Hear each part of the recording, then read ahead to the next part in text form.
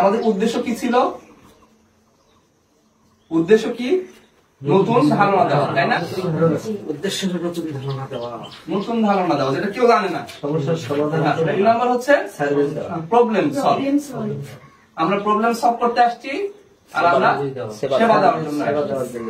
আচ্ছা, এটার মাঝখানে যেটা আমরা একটু নেগেটিভ কথা বললাম, যেটা লিগাল কিনা, বৈধ কিনা, হালাল হারাম। হ্যাঁ, তারপরে এখানে কি কর্মসংস্থান পাওয়া যায় নাকি, এটা অনেকে বলে। হ্যাঁ, এখানে কি কর্মসংস্থান আছে? আমার হাতে লাগে খুব ভালো, আমরা এটা দেখে শুনে বুঝে নিই। হ্যাঁ, 3 নম্বর হচ্ছে এটা হালাল না হারাম। ওকে, এটা হচ্ছে ইনভাইটের আমাদের বিষয়। এখন কথা হচ্ছে আমাদের প্রোডাক্ট কি, পণ্যটা কি? আমাদের মূল পণ্য কি? পেনশন। আর বেসিক ট্রেনিং আমাদের যেটা হচ্ছে, আপনারা নিশ্চয়ই জানেন যারা এখানে অংশগ্রহণ করছেন, যে বেসিক ট্রেনিং এই বিষয়ে আমাদের বিস্তারিত আলোচনা হয়, কিভাবে আমরা আমাদের পণ্যটাকে, মূল পণ্যটা কি, আমাদের মূল পণ্য হচ্ছে পেনশন। ওকে, এখন কথা হচ্ছে যে আমরা যখন এই পেনশন পণ্যটাকে আমরা মানুষের কাছে দিতে যাব, তখন আমাদের দুটো বিষয় দরকার। প্রিপারেশন লাগবে আমাদের। আপনার পার্সোনালিটি কেমন, আপনার মানুষের সাথে কথা বলার ধরন কেমন, আপনার লেনদেন কেমন, এগুলো যদি ক্লিয়ার না থাকে তাহলে ভাই আমার ইনভাইটেশনে কোনো কাজ হবে না। আমি যদি আল্লাহর কাছে দায়বদ্ধ ভালো মতো না হই, তাহলে মানুষের কাছে ভালো মতো দায়বদ্ধ হতে পারবো না। হয়তো কম বেশি হতে পারে পার্সেন্টেজ, চেষ্টা করতে হবে একজন ভালো মুসলিম হওয়ার। ভালো মুসলিম যদি আমরা হতে পারি, তাহলে একজন ভালো মানুষও হবে এবং ভালো মানুষকে মানুষ কি করবে, সম্মান করবে। এটা হচ্ছে একটা অপশন দিই।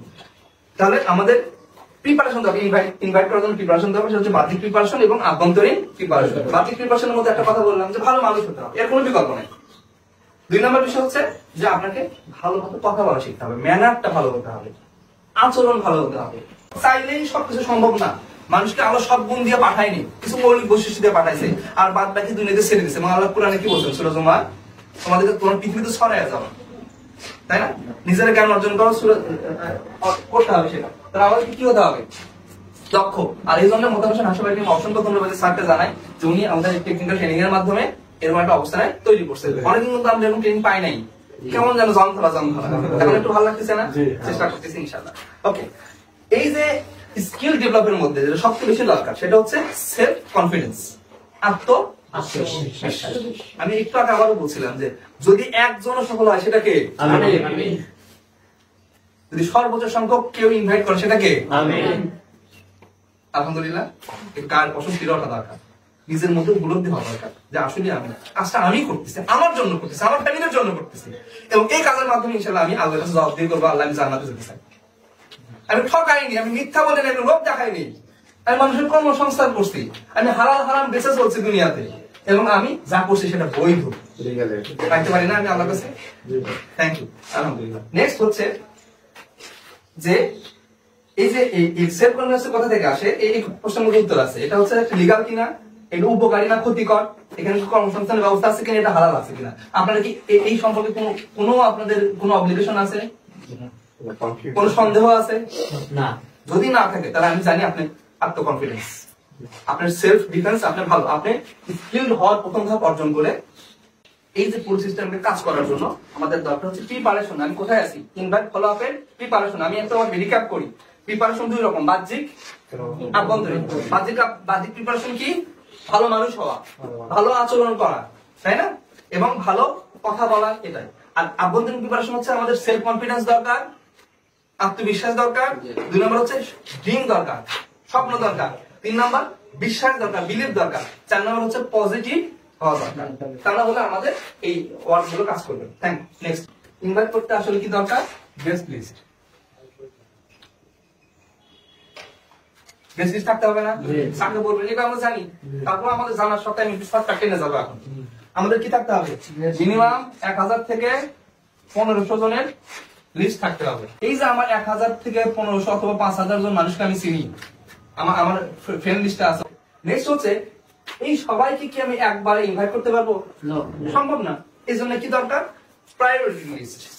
কতজন বাছাই করবো, 5000 জন আছে ঠিকই, কিন্তু 5000 জনকে আমি এখন পৌঁছাতে পারবো না। যার ফলে আমাদের কি দরকার, এদের মাঝখান থেকে বাছাই করে প্রসপেক্ট লিস্ট করতে হবে। কি লিস্ট, প্রসপেক্ট। প্রসপেক্ট লিস্ট, এবং এখান থেকে আমাদের বের করতে হবে প্রসপেক্টাসের মধ্যে কে হবে কাস্টমার। আমি একটু মার্কেটিং ভাষায় বলি, কাস্টমার থাকে, কনজিউমার থাকে। এখন কাস্টমার আর কনজিউমারের মধ্যে পার্থক্য বোঝায় আপনাদেরকে। যে নেবে সে হচ্ছে কনজিউমার, আর যে জানে সে হচ্ছে কাস্টমার। কাস্টমার সবসময় কিনতে নাও পারে, কিন্তু যে নেবেই সে হচ্ছে আমার কনজিউমার। এখন এই যে আমার গ্রাহক লিস্ট আছে 5,000 জন, 1,000 জনের, তার মাঝখানে আমাকে চিন্তা করতে হবে যে তার প্রবলেমটাকে আমি আগে সলভ করবো। যার প্রবলেম আগে সলভ করবো সে তখন হবে আমার কাস্টমার লিস্ট। 18 থেকে 30 পর্যন্ত একটা ধাপ, 30 থেকে 40 কিংবা 45 পর্যন্ত একটা ধাপ, আর এরপরে আছে 45 প্লাস। যাদের বয়স 18 থেকে 30 তাদের কি কি আছে বলেন তো? আছে সময় কি নাই বলেন তো? টাকা তাই না?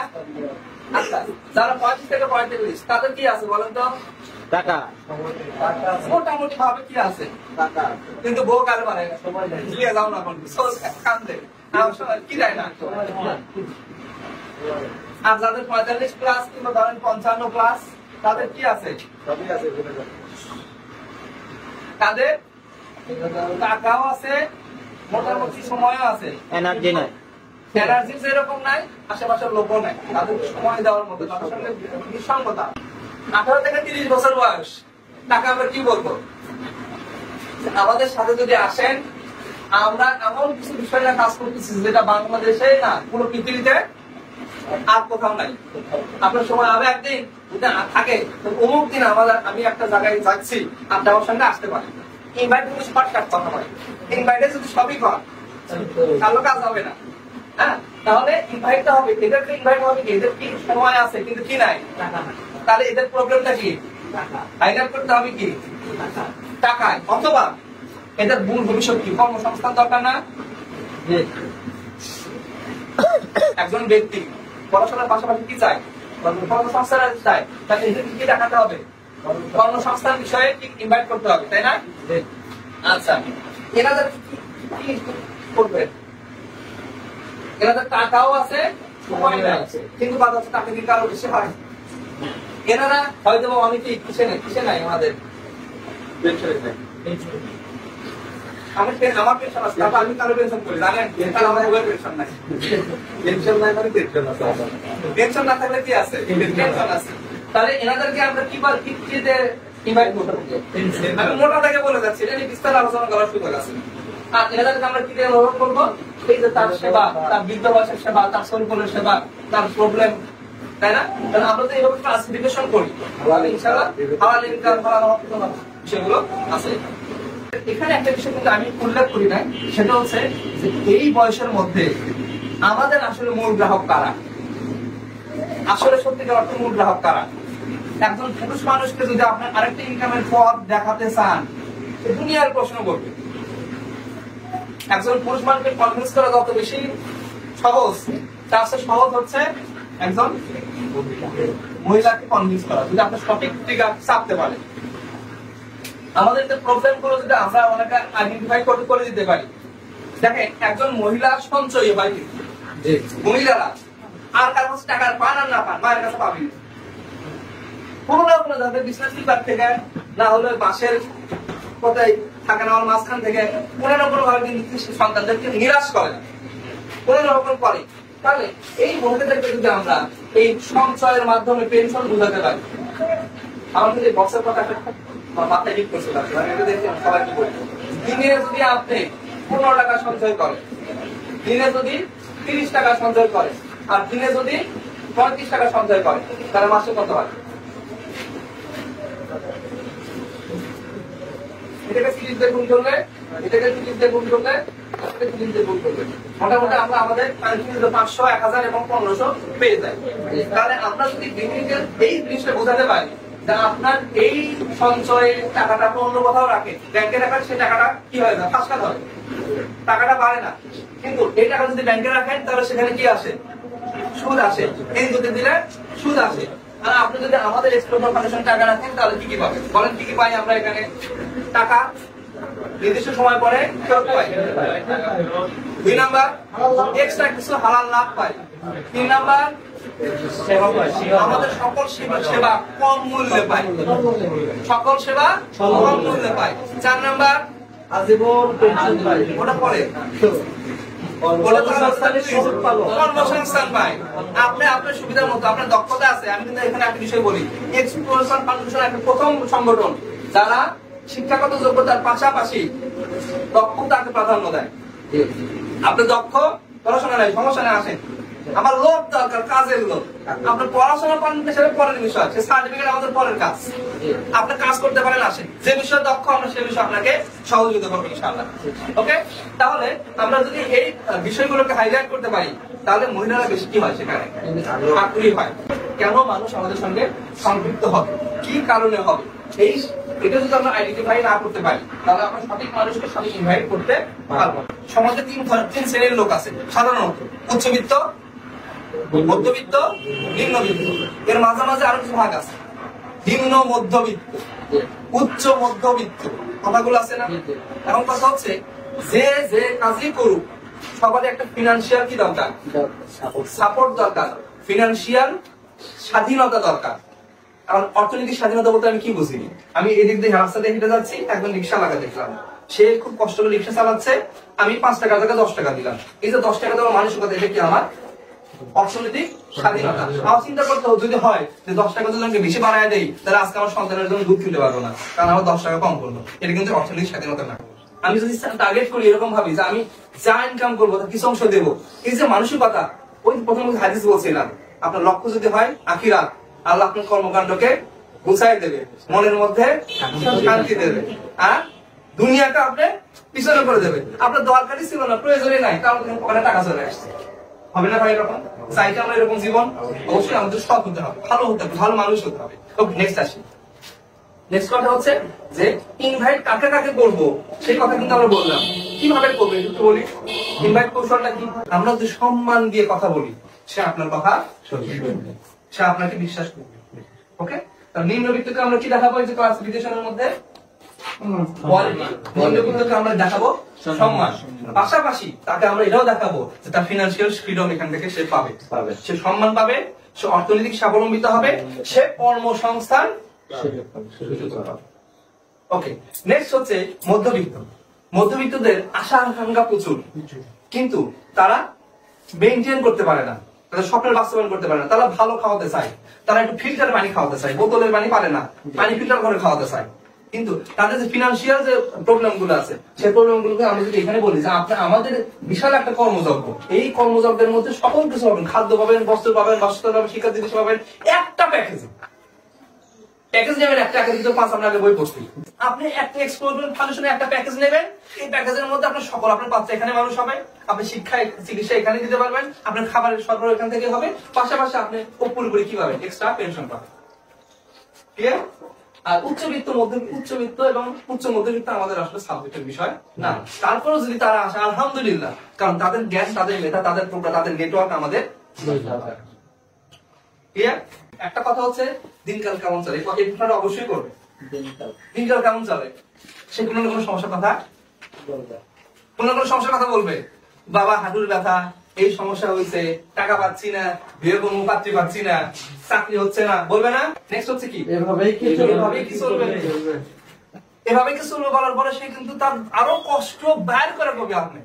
আর আমার এটাই দরকার যে তার প্রবলেম, ওখান থেকে কিছু প্রবলেম তাকে হিট করে কথা বলতে হবে। তার মানে সামনে বাবা কি আছে, দাদা কেমন আছে, নানা কেমন আছে, কত বছর সময় ছিল, আপনার তাকে প্রশ্ন চলে দেয়।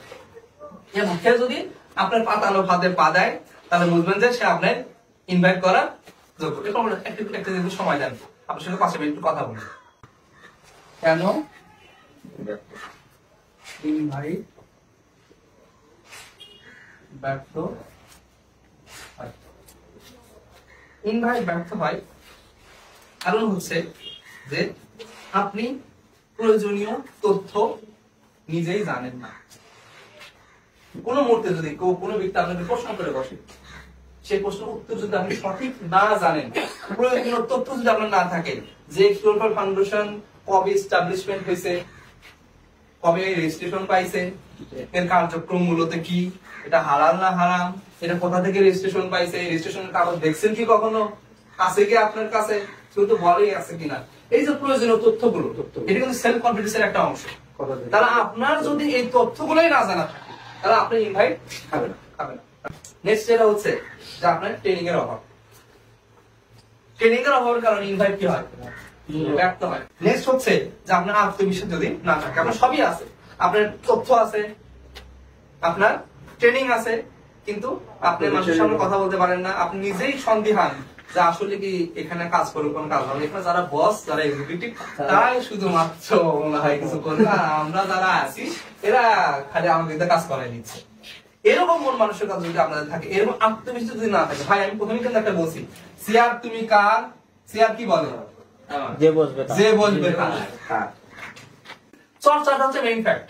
চর্চা যদি না করে তাহলে ইনভাইট ব্যর্থ হবে। প্রতিনিয়ত কথা বলার চেষ্টা করতে হবে। এক একজন মানুষের এক এক রকম সমস্যা, দেখবেন আপনি নতুন নতুন কৌশল বের করে ফেলছেন।